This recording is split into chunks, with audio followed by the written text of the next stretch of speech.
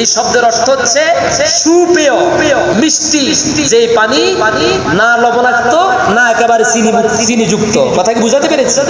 এটার মধ্যে কি চিনি আছে? চিনি আছে, লবণ আছে।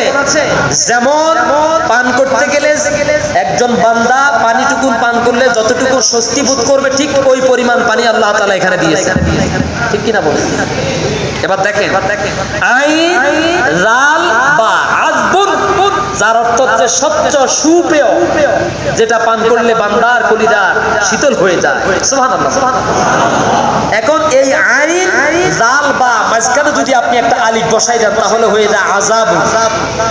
আযাব শব্দের অর্থ হচ্ছে শাস্তি। আযাব মানে কি? একটা আলিফ না থাকার কারণে শব্দের অর্থ হয়ে গেল স্বচ্ছ সুপেয়, আর ওই আলিফটা মাঝখান দিয়ে বার আগে আলিফটা বসাই দিলে হয়ে যায় আযাব, মানে শাস্তি। কথা কি বুঝাতে পেরেছি?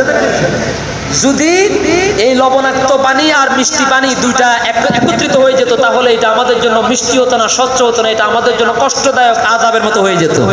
সুবহানাল্লাহ। এই জন্য মাঝখানে আমি আল্লাহ তাআলা এমন এক দেয়াল, একটা আড়াল, একটা প্রতিবন্ধকতা, একটা পর্দা দাঁড় করায় দিয়েছে। কেন? এটা এই জন্য করলাম, লবণাক্ত পানির ক্ষমতা নাই মিষ্টি পানির সীমানাকে ঠেলে তার ভিতরে প্রবেশ করা, আবার মিষ্টি পানির ক্ষমতা নাই লবণাক্ত পানির এরিয়াকে উপেক্ষা করে লবণাক্ত পানির ভিতরে প্রবেশ করা। হুকুম মানে কার? জোরে বলেন। কত বড় কথা ভেবে দেখেছেন?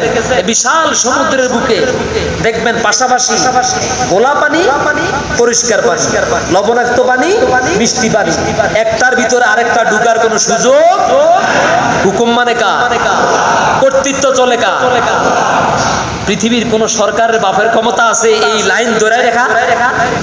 এই শৃঙ্খলা, এই নিয়ম